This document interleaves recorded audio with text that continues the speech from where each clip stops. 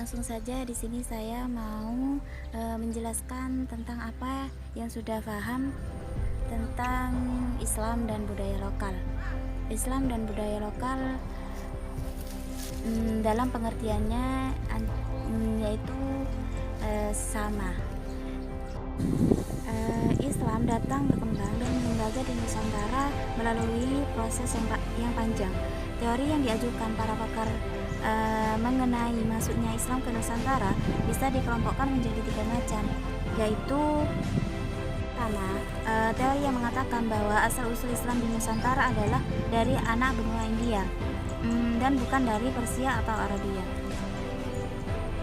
Zona pertama mengatakan teori ini adalah Wijnapel, seorang pakar dari Universitas Leiden, Belanda, dan Wijnapel mengaitkan asal mula Islam di Nusantara dengan wilayah Gujarat dan Matabar. Menurut dia, pembawa Islam ke Nusantara adalah orang-orang Arab bermazhab Syafi'i yang bermigrasi dan menetap di wilayah India. Teori yang mengemukakan bahwa asal-usul Islam di Nusantara berasal dari Arab atau Timur Tengah. Para pakar sejarah yang mendukung teori ini diantaranya Amol, Amersham, Crawford, Kaiser, Naiman, Hollander, dan Naukob al-Attas.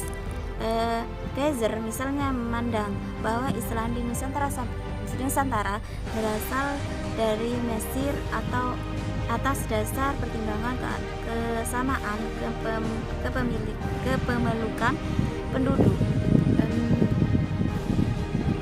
penduduk Muslim di kedua wilayah kepada mazhab Syafi'i. Baru belakangan muncul dugaan bahwa asal-usul Islam di Nusantara bukan dari India atau dari Timur Tengah, bukan dari Cina. Menurut teori ketiga ini, komunitas Cina Muslim telah memberikan kontribusi yang cukup besar atas perkembangannya Islam di Nusantara ini, khususnya di Jawa. Eksistensi Cina ke Muslim pada awal perkembangan Islam di Jawa tidak hanya ditunjukkan oleh keaksian para pengelana asing, sumber-sumber Cina, teks lokal Jawa maupun tradisi lisan saja, tetapi juga didukung peninggalan-peninggalan purbakala Islam di Jawa, Islam yang berdialektika dengan budaya lokal.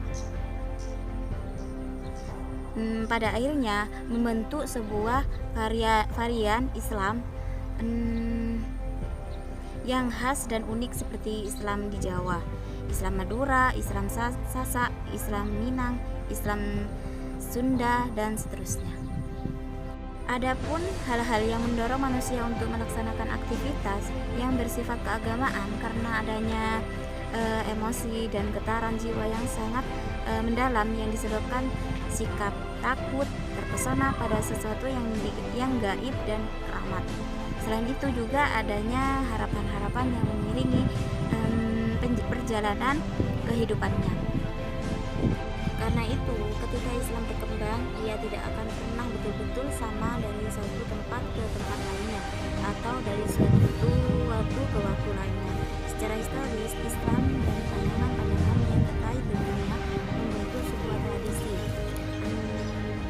di antaranya tradisi kultural atau sebuah kompleks tradisi yang lain. Sebuah tradisi kultural tersebut dengan sendirinya tumbuh dan berubah semakin luas. Yusuf Al-Qaradawi berpandangan tentang gerakan Islam tersebut, yaitu dalam gerakan Islam ini beliau tidak menulis beberapa buku mengenai musik dan kesenian seperti buku Maqasid al-Mujtami al-Muslim dan lainnya. Beliau berpandangan bahwa kesenian adalah suatu yang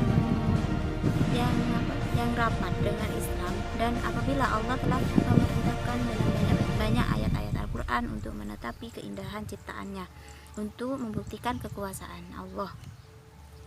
Komunitas dakwah, istilah daw digunakan untuk merujuk kepada maksud seni bermuamalah sesama manusia, terutama dengan sasaran dakwah. Istilah ini digunakan oleh Syekh Abbas Hasan As-Sisi, salah seorang pendakwah dari Jamaah Al-Muslimin. Dalam ruang lingkup kesenian Islam, yaitu secara umum, apabila disebut istilah seni dan kesenian, masyarakat segera teringat dalam kegiatan seperti musik, lagu, lakonan, teater, tarian, dan seumpamanya.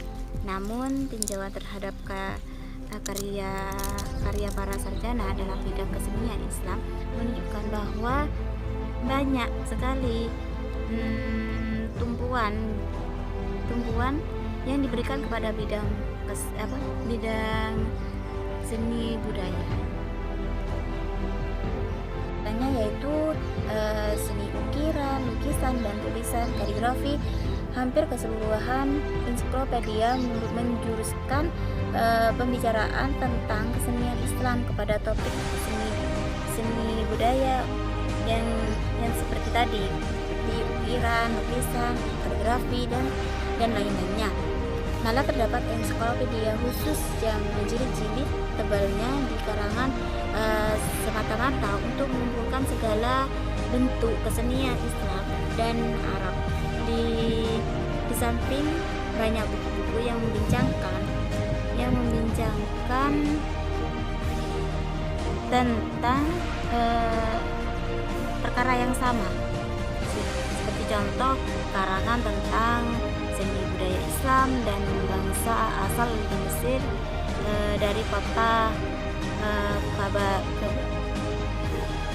Kabarah saja dikumpulkan oleh Dr. Asi Muhammad Rizki dalam satu ensiklopedia yang mempunyai 8 jilid berbasis besar dan tebal.